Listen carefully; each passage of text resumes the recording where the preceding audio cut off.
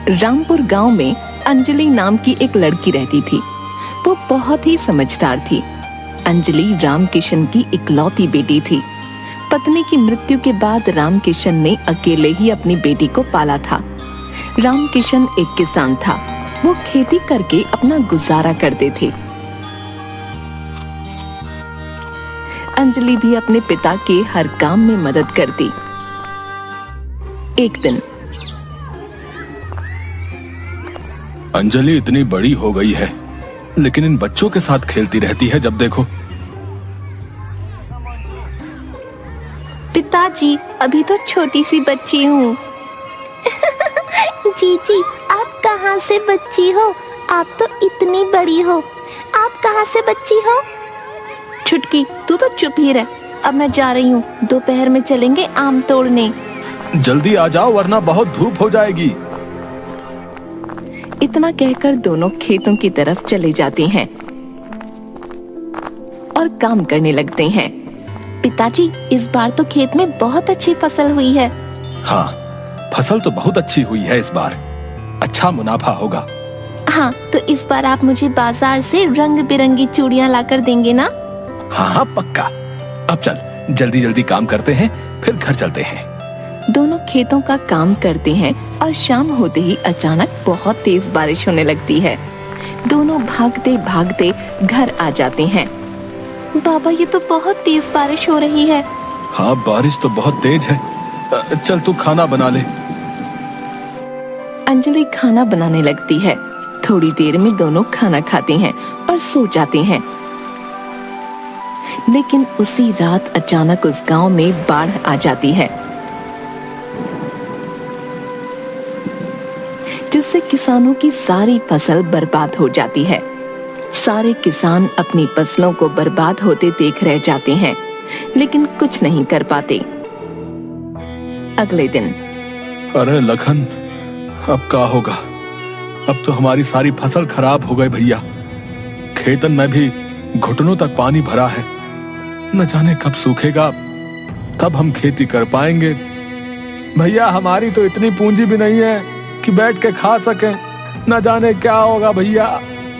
सही कह रहा है, जो राशन है वो भी 1-2 दिन में खत्म हो जाएगा। क्या करे, कुछ समझ नहीं आ रहा भैया। चलो भीखू काका से ही सलाह लेते हैं। सारे किसान मिलकर भीखू काका के पास जाते हैं। क्या करे भीखू काका, सब खत्म हो गया। हाँ काका, अब कोनो चारा नहीं दिखता। परेशान मत हो, सब ऊपर वाला देख रहा है। अब हमारे पास बस एक ही चारा है कि हम अपनी जमीन गिरवी रख के मुखिया जी से पैसे उधार ले लें और बाद में खेती करके अपनी जमीन छुड़वा लें। हाँ काका, अब तो यही चारा है। चलो फिर हम सब चलते हैं मुखिया जी के पास, हैं? सारे लोग मिलकर मुखिया जी के पास गए। अरे अरे, कहाँ चले आ रहे हो तुम सब? मुखिया जी, हम आपसे मदद मांगने आए हैं। आपको तो पता ही है, गांव में बाढ़ आ गई थी, जिसकी वजह से हमारी फसल खराब हो गई। अब हमें पैसे की जरूरत है।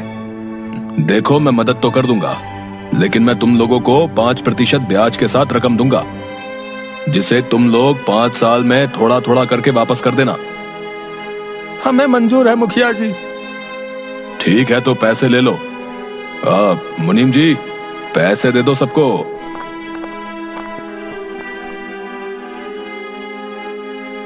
धन्यवाद मुखिया जी। ठीक है, लेकिन ध्यान रखना, अगर रकम नहीं जमा की तो तुम लोगों के खेत मेरे हो जाएंगे। ठीक है मुखिया जी। सभी लोग पैसे लेकर वापस आ गए और थोड़े दिन में खेत सूख गए और सारे लोग वापस खेती करने लगे। हर बार मुखिया जी खुद ही हिसाब करने पहुंच जाते। एक दिन, रामकिशन, रामकिशन। पिताजी तो अभी बाहर गए होंगे, वे आते ही होंगे। आप बैठिए।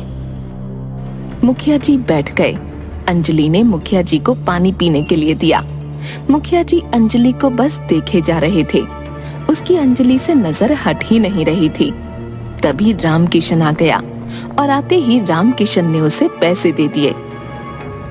रामकिशन, तुम्हारी बेटी इतनी बड़ी हो गई है, इसकी शादी के लिए कहीं रिश्ता ढूंढा या नहीं? हाँ मालिक, इसके लिए एक अच्छा लड़का खोज रहा हूँ। अच्छा चलो मैं चलता हूँ। इतना कहकर मुखिया जी वहां से चले गए। घर पहुंचकर मुखिया जी अंजलि के बारे में सोचने लगते हैं। उसका सुंदर चेहरा मुखिया जी के दिमाग पर ऐसा बस गया था कि वो उससे अब शादी करना चाहता था। वक्त बीतता गया। रामकिशन ने अपने खेत में फिर से नई फसल की बुआई कर दी। कुछ समय तक तो सब ठीक था, फसल भी पकने को थी। अचानक तेज बारिश शुरू हो गई। बारिश इतनी हुई कि फसल खराब हो गई। ये देख सब किसान बहुत दुखी थे। कुछ दिन बाद मुखिया जी हर बार की तरह अपने पैसे लेने रामकिशन के पास आए। मुखिया जी, इस बार फसल खराब हो गई, मैं आपके पैसे नहीं दे पाऊंगा। अच्छा, तुम्हारे लिए मेरे पास एक प्रस्ताव है। मैं तुम्हारे सारे कर्जे माफ कर सकता हूँ अगर तुम अपनी बेटी की शादी मुझसे कर दो तो। ये कैसे हो सकता है भला? है, मैं अपनी बेटी की शादी आपसे कैसे कर दूं? मुखिया मन ही मन सोचने लगा। ये टेढ़ी खीर है, ऐसे तो करेगा नहीं, कुछ और करना पड़ेगा। अच्छा चलो, एक खेल खेलते हैं और शर्त लगाते हैं। मैं जमीन पर पड़े इन तमाम पत्थरों में से एक काला और एक सफेद पत्थर उस खाली मटके में डालूंगा। फिर आपकी बेटी बिना उस मटके के अंदर देखे उसमें हाथ डालकर कोई एक पत्थर बाहर निकालेगी। अगर पत्थर सफेद हुआ तो आपको अपनी बेटी की शादी मुझसे करवानी होगी और सारा कर्ज भी माफ। और अगर काला पत्थर निकला तो आपकी बेटी को मुझसे शादी नहीं करनी होगी और आपका सारा कर्ज भी माफ कर दूंगा। बाप और बेटी दोनों इस बात पर अपनी सहमति जताते हुए हाँ बोल देते हैं। तब मुखिया जी जमीन से 2 पत्थर उठाते हैं और उस मटके में जल्दी से डाल देते हैं। मुखिया जी के मन में छल और कपट होता है, इसलिए मुखिया जी काले और सफेद दोनों रंग के पत्थर उठाने का नाटक करते हैं, लेकिन मटके में सिर्फ सफेद वाले पत्थर ही डालते हैं, बाकी के जमीन में फेंक देते हैं। लेकिन अंजलि ये सब देख लेती है और धैर्य बनाए रखती है। जाओ निकालो पत्थर। अंजलि मुखिया जी के कहने पर मटके से पत्थर निकालने चली जाती है और मटके से एक पत्थर निकालकर वो जैसे ही मुखिया जी को देने जाती है, उसी समय झूठ मूठ का जमीन पर गिर जाती है, जिस वजह से हाथ का पत्थर जमीन में पड़े हुए पत्थरों से मिल जाता है। ये क्या किया? अब कैसे पता चलेगा कि तुमने कौन से रंग का पत्थर निकाला था? मैंने मटके से काला पत्थर निकाला था। मैं कैसे मान लूं? यकीन नहीं होता तो उस मटके में देख लो।